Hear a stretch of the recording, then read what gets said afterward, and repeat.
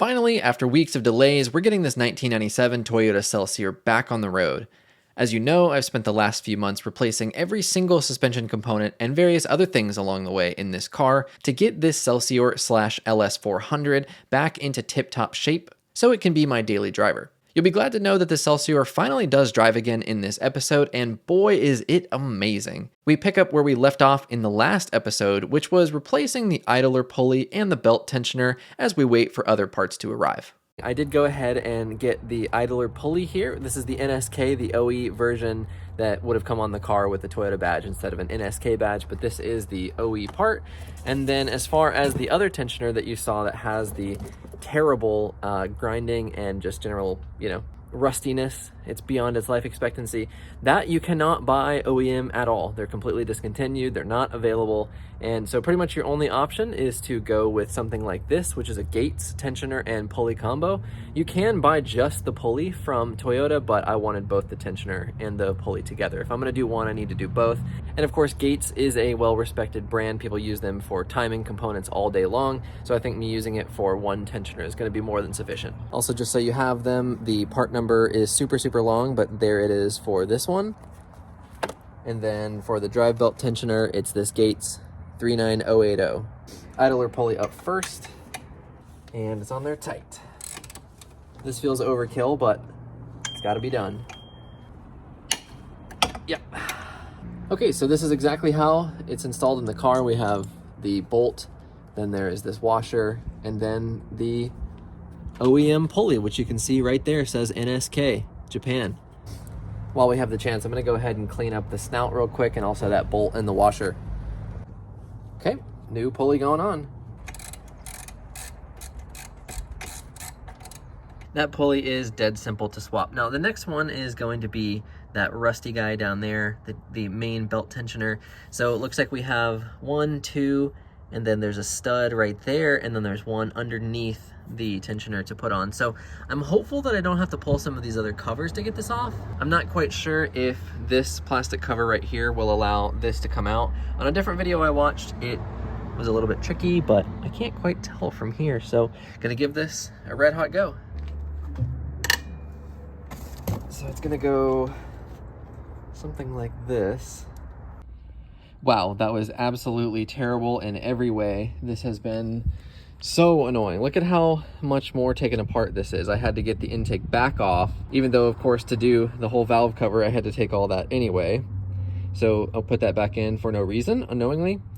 And then this timing cover was an absolute nightmare to get off. There's some hidden bolts on the sides down here. One is like kind of behind the power steering pulley, and that was really tough. There's a connector that has to unsnap, and then it has to wiggle its way up here so that you can get the tensioner off of these studs down there. And that was absolutely horrible. I do not recommend this. I could be wrong, but I don't think you're gonna be able to fit this tensioner in from the top of the engine. And I also wouldn't be able to fit it in if the alternator was in. So you can see, obviously we have this big kind of access hole here that I pulled the alternator out in or through originally, and the timing or the serpent belt tensioner right there is going to go back up the way that the alternator came out. So that might make this job even more tricky. If you weren't having to mess with your alternator, you're going to have to pull it probably all the way off the studs, if not all the way out of the car completely. Wow, okay, it is back on. The cover is back on. And to be perfectly honest, I really don't like watching these sort of car videos where stuff just snaps and suddenly it's done. But in this case, there's so much fighting and just annoyance with figuring out why you're hung up on something. There's a random cable you couldn't see this entire time, or you forgot a bolt or that kind of thing, that there's just so much dead footage here. It's really not that hard now that I'm on the other side of it. It's just extremely annoying to get that timing cover out of the way so you can pull the tensioner forward. Seems like it would be the tensioner pushes up against the timing cover to kind of hold it in place, but it's actually the cover in front of the tensioner, which makes it a lot more difficult. Now moving forward, it won't be that bad, but honestly, if I was gonna do it again and I was pretty sure the tensioner was still good, I would just replace the pulley, because you can do that in about 5 minutes, which is kind of what I expected this job to be. It turned into well over an hour. And then also I would probably just consider waiting to do the tensioner until I did the whole water pump, or excuse me, the water pump and the timing belt anyway. Do it all at once, every pulley and all the pumps. Don't you just love it when you order something? It takes multiple days beyond the estimated delivery time to arrive. When you open it up, turns out not everything you ordered is in the box. So of course, I got the alternator, but in this case, I decided to upgrade to the LS430 Alternator. And if you look, there are 3 eyelets. There's this one right here, and that one has an extra bolt that just replaces one of the bolts already in the car. And what that's going to do is just give this LS430 alternator just, you know, some extra strength. So it's gonna have 3 eyelets there that it lives on, 3 studs. However, that bolt that I did order in this same order did not arrive, which is wonderful. I also ordered the associated nut that went with that bolt, and that came. And then I also ordered a new connector for the alternator plug because mine is cracked and broken. So I can go ahead and get that swapped out. But man, it's so annoying because it's like, I think I can still put this on there and get the car running again and just swap that one bolt out later, but I just wanted to do it right. I don't want to have to worry about this again another day, so it's just frustrating. I guess that's the way it is. So this alternator here on the right is the one that was in the car. I don't actually think that is the true OEM one. I think that was already swapped to something else. This one here is 80 amps. This is the LS430 alternator, and that one is 130 amps. I believe that this car that I have has a few more electrical components on it that has maxed out this alternator, and that's why it's died. To be specific on what those upgrades are, you can see that there's this rat's nest of wiring both on this side behind the headlight and on this side. And I did discover when I had the battery out recently that those ballasts say HID on them, and that is just obviously not factory. Then inside the car, the other thing is that, if I can reach it, there's also this camera here in the front, and there's also one in the back that's just unplugged right now, but those came with the car when I imported it. And so my assumption is that that 80 amp alternator that is probably not actually OEM couldn't keep up, and the other one probably failed as well for the same reason. So I thought, well, maybe I'll just go with the 100 amp upgrade from the 98 to 2000 LS400s, but those alternators are extremely expensive, even remanufactured. It was like nearly $400. And then the LS430 one, after the core charge, was like $210. So to me, that was just no question. I was going to go the upgraded route. And I have some concern about the 130 amps on this car possibly being too much, but I don't think this car will draw anywhere near 130. So in terms of any concerns for, you know, like melted wires or fires or anything like that, I really don't have any concerns there. So the first thing to do here is going to be to swap out this connector. And as you can see on this side here, the clip is broken off. So once it actually is plugged into the alternator, it's nearly impossible to get off. Luckily, the replacement one is super cheap. I think this was like $5 or something. So now I just need to figure out how to push these out. Maybe I'll just break the connector the rest of the way. They might even just slide out with a little bit of a pull, and then they should just slot into the back here. And of course, I'll take note of the orientation of the wires and show you after the fact. There was no taking that connector apart gracefully. It just absolutely shattered into a million pieces, as you can see. But now the wires are just basically hanging there, and we can go ahead and just swap them into the plug. That was incredibly easy. So brand new connector is on. This is the orientation of the wires. So it goes yellow, and then black, red, and then I think it's like green, white. And the connector is facing down currently. So the clip is facing down currently. These wires only go in one way, so you can't mix it up. If you try to push it in and it doesn't snap in, flip it over, and you can just look down the barrel of the connector, and it's pretty obvious. So that was easy. Now we can go ahead and get the new alternator mounted up. Okay, so again, I got this little bracket off, the thing that runs from right here to the lower control arm there in the front. But as you can see, you just snake the alternator right up through this hole here and kind of twist it into place, and everything just lines up. So you can see this little extra arm sticking off the alternator right there, and there's a bolt directly behind it. But I wanted to figure out what bolt hole that actually lined up with. So let me flip to the other side and show you. If we look at this bottom one right here and we kind of pull the alternator into its place, you can see that there's a bolt that's backed out right here in the middle, that one there. That one is actually for the tensioner, so I need to go ahead and snug that one down. The one we want to remove is actually this one right here, which is the lower one. So when you have the alternator off, it's pretty obvious. There's this one here, that top one that's accessible and currently loose, but this is the one that's going to get removed and replaced by that special stud. I'm running out of daylight, but the alternator is officially back in, or the new one is in, I should say, not back in. The only thing that's different is this little wire would clip to the back of the old alternator, but there's nowhere to bolt that little bracket to. It's no big deal because it's pretty stiff, but just some minor differences there. And then I went ahead and dried up as much of the oil as possible that was down here, which of course I believe is from the valve covers, and we'll see as I start it up and drive around if that leak continues. Fingers crossed it doesn't. Time to go ahead and get this belt back on. Because I'm going to be in here again and I've messed with this belt so much, I went ahead and bought a new one along with that bolt that didn't come. So got a new belt, alternator, and an OEM fuel or an oil filter. So we're going to get this swapped out in a couple days when those come in, but that won't stop us from at least driving it around. 2 out of the 3 bolts in this alternator is more than enough. Alrighty, serpentine belt is back on. Took me just a little bit of time to do it, but as you can see, this is what I was talking about with those marks on the tensioner. There's 3 and the arrow is pointing to the first one, and from what I can find online, that is totally fine. That's within spec, and as it ages or the belt wears out, that's going to move more towards the right. I still want a new belt anyway. They're like $15 for the OE equivalent one, so there's no reason not to. So now we have both pulleys on here. What we need to do is go ahead and get the intake back on, plug in the MAF, and we can go ahead and try to get it started, which will be awesome. Alrighty, intake is back on. Just need to put the little air scoop and the cover on. When I ordered the alternator and that bolt that didn't arrive, it shipped on a Thursday, then said it was going to arrive on Saturday. It didn't arrive until the following Wednesday, which is today. Now I'm gonna have to wait who knows how long for that bolt to arrive from the dealer. So I really don't feel like waiting anymore. I really wanna drive the car. So let's get it off the jack stands and go take it for a spin. Actually, you know what? So I don't jinx myself while it's still on the jack stands, I'm gonna go ahead and try to start it. Alrighty, fingers crossed. I charged the battery with my little Noco little battery tender thing, so fingers crossed. All right, this is the first start after the valve covers and this new alternator. Let's make sure the belt is running straight. All looks good, all sounds good.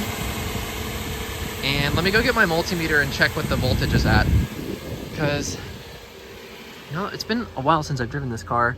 There is no voltage meter, unfortunately. No other lights on, which is good. Got good news and bad news. Which one do you want first? We're getting 14.4 volts with nothing on, no accessories on this, but we have a coolant leak. Where is that coming from? Oh, it's coming from back there somewhere. What? Is this trans fluid? No, I think that's coolant. Yeah, it's definitely coolant. What? How could there be another thing? Did I forget to plug in something? Wow, so I don't know if maybe today when I took this off, I forgot to plug it back in, but that is a coolant line that goes to the throttle body. Perhaps I forgot to plug that in when I did the valve cover gasket, because I haven't started the car in that time, and it was just spraying coolant down. Much happier with that than it being trans fluid and there being something else that I damaged along the way. Luckily, I can just plug that back in, dry the coolant up down in there. We should be good to go. Oh man, this is exactly why I didn't take it off the jack stands. This is like if you've ever built a computer and if you put the side panel on before you try to power it on for the first time and it never works, then you have to put it back on. It's like, don't take the car off the jack stands and don't put the PC side panel on before your first start. Okie dokie, I got that fixed. So let's go ahead and try it again.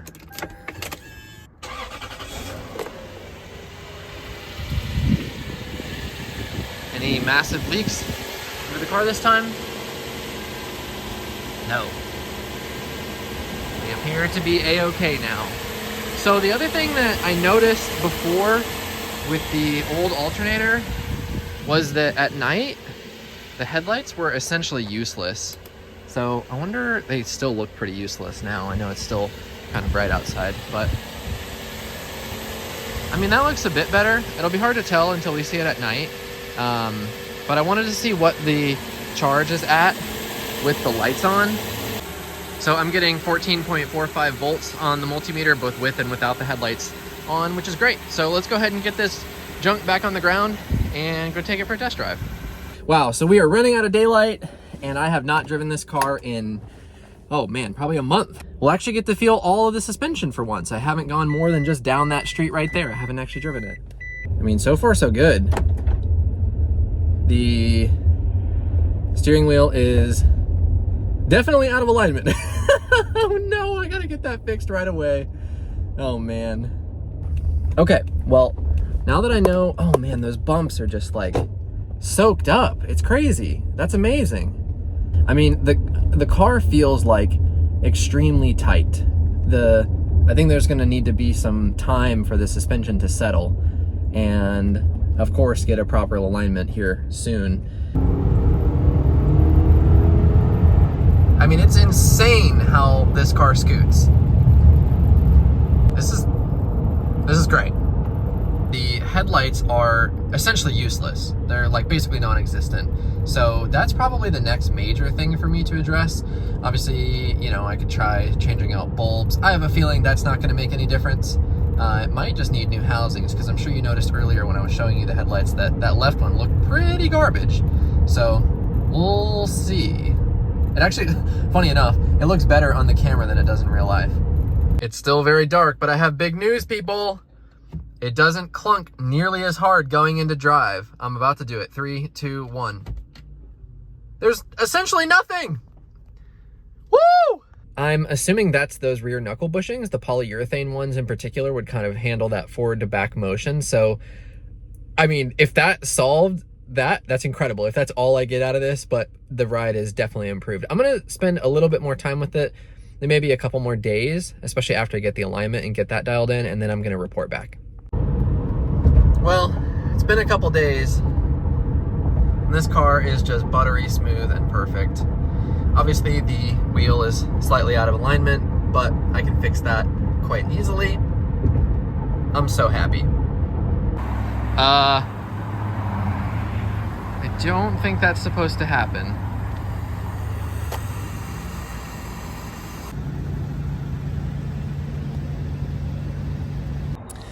So she started overheating on me yesterday. We were coming back from the alignment after the suspension job, and it started overheating. So I don't exactly know why, but I'm gonna try to dig into that today. So you're probably thinking, well, Jonathan, obviously your coolant is low. No, it definitely wasn't. I checked some footage from just a few days ago, and there was more than enough in there. It was full. So what exactly is happening here? Couldn't tell you. I mean, I think what was happening is the engine was overheating, and so this little line right here, this kind of like overflow, was letting the coolant escape out of the top of the expansion tank there. So then it was dripping down, and then you could smell it, and that's where all the steam was coming from. But is the problem the thermostat? Is the problem the water pump?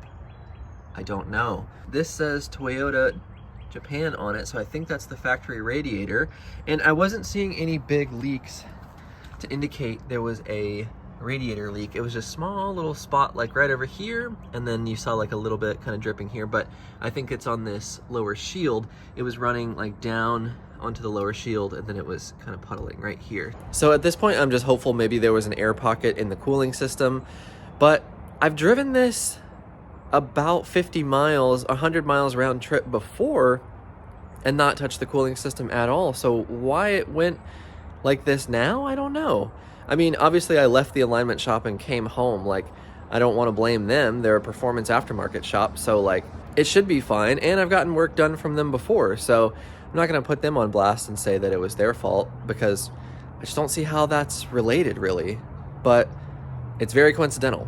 Now, my hunch here is that the thermostat is probably sticking, because what would happen to the temperature gauge here is it usually sits like just above that line there. It sits like right about there. And then when I noticed that it was starting to climb, it had suddenly jumped to the, the second colored, the second white line there. And then before I knew it, it was kind of in between the other two. And that's when I pulled over and saw all that steam coming out. But in between those two times, it had gone up to that topmost line, and then I watched it go pew right back down. It was almost like the thermostat opened at that point and some more coolant was allowed to come in, and then it started to climb again, but I figured, well, maybe it was like, I don't know, maybe it's sticking open and closed and it's not working properly. Luckily, the thermostat is super easy to get to. It's right in here. And I also read last night that this is the bleed screw to try to fill up the system with coolant again. So I'm gonna give that a shot this morning. The people say that you need to replace this cap. I was wondering, this doesn't appear to be a Toyota cap, right? SSR? Surely not. I wonder what the dealio is there. Another interesting thing that I discovered online that I'm going to check is there's that coolant hose right between here, and that goes to the bottom of the expansion tank. I don't know exactly where it connects to, but I'll be able to see it in a minute. Somebody online had shared that that little port down there was actually clogged, and so coolant couldn't even come out of it. And that would make a lot of sense if that was the case, because it seemed like that temperature needle, like I showed you, was just moving so erratically sometimes with such, you know, fast pace that maybe that's the cause. So I'm gonna get that thing off and see. So I pulled this out, super simple, just those couple of bolts to move this little assembly connector thing out of the way, and then there's just 2 bolts on the other side. But immediately, look, that's clogged. What is that? RTV or sealant of some kind? I mean, whatever that is down there does not belong. You can see that there's coolant chilling right on top of that little plugged bit, and that's how fast it comes out. That is not enough coolant flow out of this expansion tank. So that is definitely what was causing this. So what is this exactly? I mean, that's one little bit of it here. Like, this is some sort of rubber sealant, and the only thing that I can think is this is the FIPG stuff that I used on the valve cover. And I mean,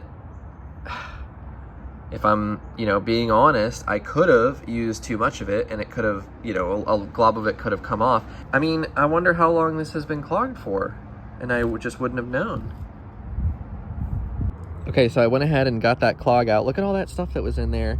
And then now if I turn it, I mean, it's out of stuff now, but yeah, I would say that's probably more what the flow should look like. So those are what was blocking our little coolant port there. And now that it's cleaned out, I'm gonna get this put back on, and then we'll go through the bleeding procedure, and I bet that was it. I mean, a blocked coolant passage is not good, so hopefully that mends it. Also, it's probably a good chance to go ahead and clean some of this dirt and stuff in here because all that coolant was leaking down in there. Okay, so I've read a good bit about this, and we're gonna crack this first and fill this up so that we get the whole engine filled. Then we'll start the engine and let it pull in all the fluid, and then we'll fill up the overflow reservoir here. So just crack this loose. It's a 17 mil.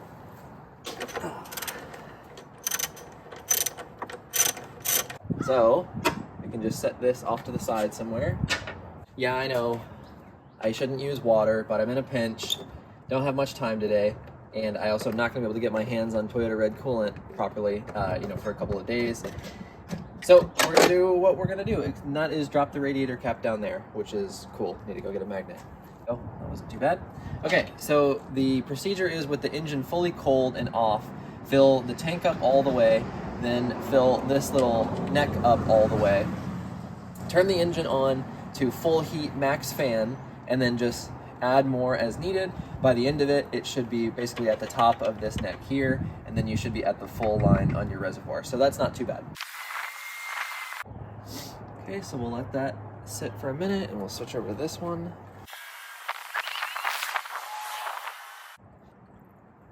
Wow, that's kind of insane. The I think this whole system is 10 liters, 10 or 11, I'm pretty sure.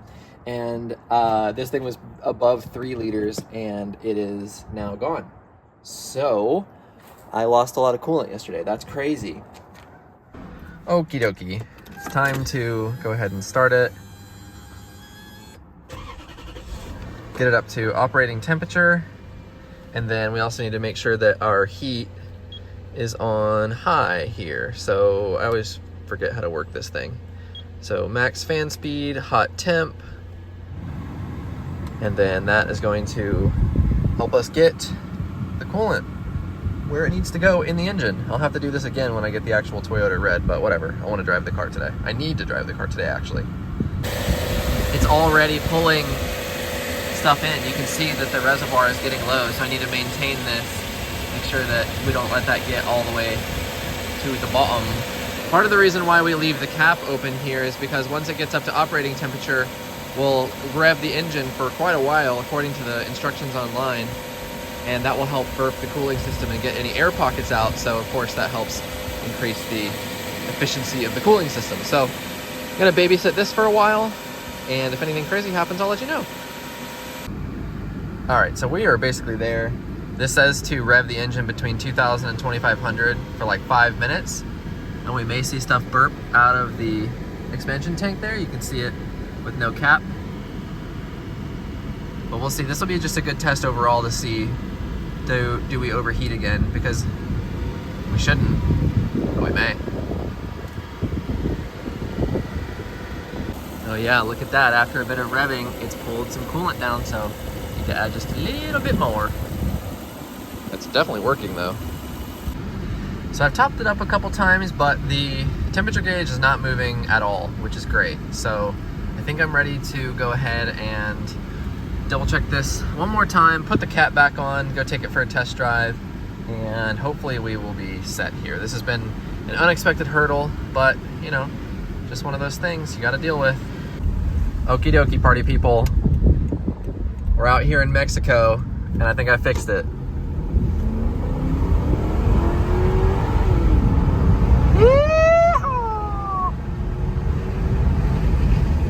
Definitely. Done 2 really hard pulls on the highway on-ramp, and our temperature basically doesn't move from where it's at right now, so that's great. All right, so I'm back after those couple of hard rips, and it looks like we're good to go. Still full on the coolant here. Everything ran smoothly, no issues with the temperature gauge. So, turns out that what I assume was a little bit of FIPG that broke off, that might have been what clogged the cooling system. I'm very thankful that it wasn't much more than that. So it's officially mended, no more coolant problems, yay! And here we are with everything that we need to get that third eyelet installed on the alternator. So here is this crazy looking bolt. There's the part number, and then there's the part number for the little nut. And also we have a new accessory belt here. This is the OE belt. So I'm gonna go ahead and get that third kind of eyelet installed on the alternator. Then after that, we're gonna go for an extended test drive, and I have some good news to report. It's actually future me here, so this belt part number is not correct. So even though the little Amazon fitment tool says that it is, and that's also the same part number from the Rock Auto website, it's definitely not correct. I looked on Amayama, and the part number should end in that 62260, not like mine, which ends in 40. Plus the ribbing doesn't exactly look correct.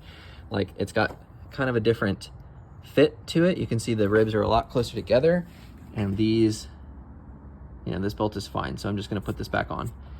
Really annoying. I hate having to do this kind of thing. I've wasted such an unbelievable amount of time readjusting my breaker bar off the tensioner. It's, oh, I can't even express how mad I am. So I'm gonna go ahead and get the alternator loose. So I'm already on that upper bolt, top one loosened.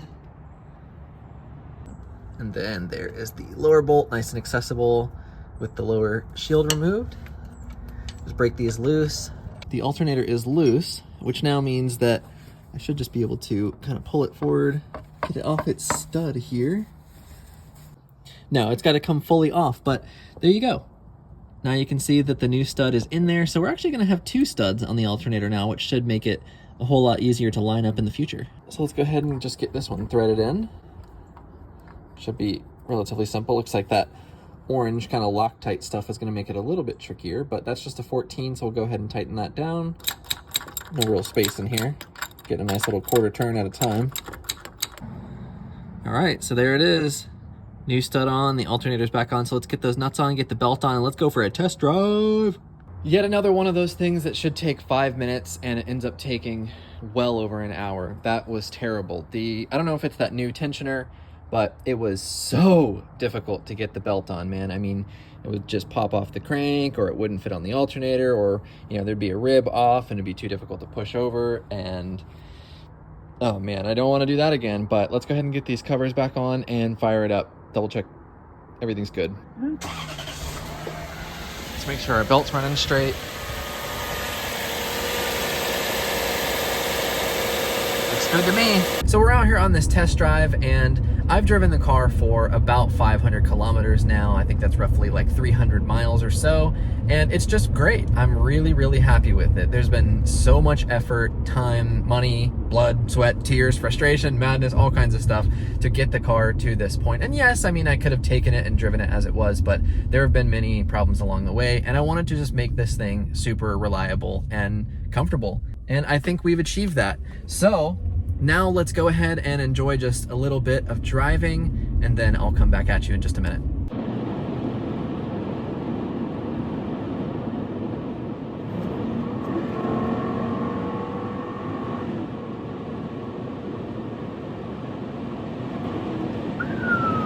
She pulls, boys. She pulls. A 260 horsepower V8 is no slouch, people.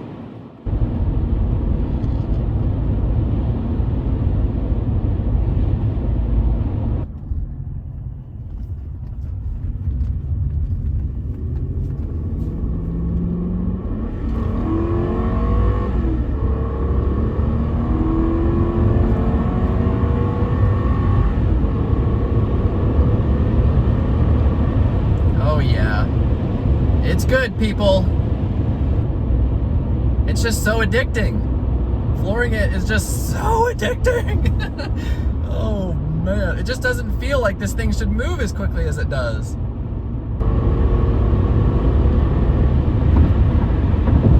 Speedometer just flies up. It's kind of scary how quickly this thing scoots.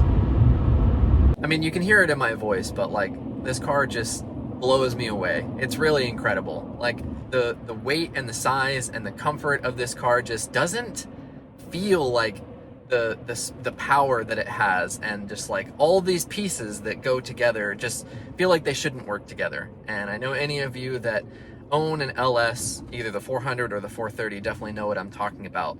260 horsepower is definitely no slouch. And the thing is, with a car this comfortable and this quiet, it just really shines. So where are we at now with this project? Well, I mean, of course, I've done the entire front suspension, rear suspension, and, you know, various other bits and bobs, the transmission mounts, engine mounts. There's been a lot of work and time put into this car, and now I really just want to enjoy it. I mean, the goal with this from the outset was, of course, to try to restore it and make it, you know, as near mechanically perfect as I can. And there's still more work to be done to that. I don't think I've achieved that goal just yet. But in terms of ride quality and reliability and those kinds of things, which were my main priority, I think we're there. And so now I just want to use the car. I've been driving about 500 kilometers so far with everything, you know, the alignment, new alternator, and various other things that I've done in the past, you know, 2 videos. And I'm really happy with where the car sits. So now I feel like I'm at a point where we can take it on a bit of a road trip, and that's what I want to do. This car is going to be, you know, both my daily and kind of a road trip car. And then eventually what I want to do is continue just making this thing more and more perfect, but I don't want to compromise its, you know, daily drivability and its reliability for now. I don't really want to be tearing deeply into this car just yet until I have another car in the fleet that also is working reliably, which currently I do not have. And, you know, eventually at some point we're going to need to do the whole timing belt, water pump, all that kind of stuff, which is not something that I've done on a V8 before. I did it on my BMW, my E46, but that's a different beast. It's not quite the same. I mean, similar. The timing procedure in the E46 is I would say, maybe not more difficult, but it's definitely tedious, as I'm sure probably these V8s are. Of course, I've watched videos and read the handbooks and stuff on how to do them. But anyway, long story short, there's still plenty more to come with this car. I'm totally thrilled with it. The amount of, you know, work that I've put into it, really, like, I'm just happy and proud of it. There's just, it's hard to convey, honestly. Like, it's almost difficult to even comprehend how much time I have put into it. There has been many whole days of work put into this, and even more where the car was essentially inoperable, waiting on parts or running into problems. And so it just kind of makes me enjoy working with this and using this car so much more. It's certainly frustrating, and it certainly has not been cheap. So, you know, it's not all hunky-dory. So don't let me fool you in that regard. So again, what's coming next? Well, you can definitely expect to see more of the Celsior in the future. I want to button up some of the interior things. Overall, this interior is in really good shape, but this little center console thing has some cracked leather on it. I think that'll be pretty easy to just buy a replacement one. I'd really like to figure out a way to get the shifter figured out, because there's like this peeling that's happening and it's kind of ugly, and it's not that big of a deal, but it's annoying enough that I would really like to get that figured out. And then there are also some things on the dash, like little goop and little, like, I don't even know what they were, like wire hold downs that need to be removed and cleaned up. So all that stuff is coming in the future. And then beyond that, as far as the Celsior goes, you know, like I said, there are plenty of other things to be addressed in the future. How long I keep this car, I'm not quite sure, but it is going to be my daily, and I'm definitely going to be doing, you know, road trips and that kind of thing in it coming up. So there will be more Celsior content. You can definitely count on that. I also just want to give a huge shout out to you for watching these videos. It really means a lot to me, the support that I've been getting on the last couple of videos. Just so many of you saying so many positive things, and, you know, just leaving interesting comments about these cars and the things that I'm doing here on the channel. It's really awesome. I know it's still small, so it really means a lot. I read every comment and try to take them all constructively. My goal here with this channel is to continue producing good quality content that I would want to watch, and clearly that's resonating with many of you. So again, thank you so much, and you can count on more good quality content in the future. My goal is to release once every week, and that's typically happening on Fridays lately. So as much as possible, I'm going to keep that goal of weekly Friday uploads. Try to have some real meat in every video, so if I miss a week, it's because what I would have released wouldn't have been up to my quality standard. But as much as I can, I'm going to continue releasing good quality videos. So thank you so much for watching. Hope you enjoyed this, and I'll see you in the next one.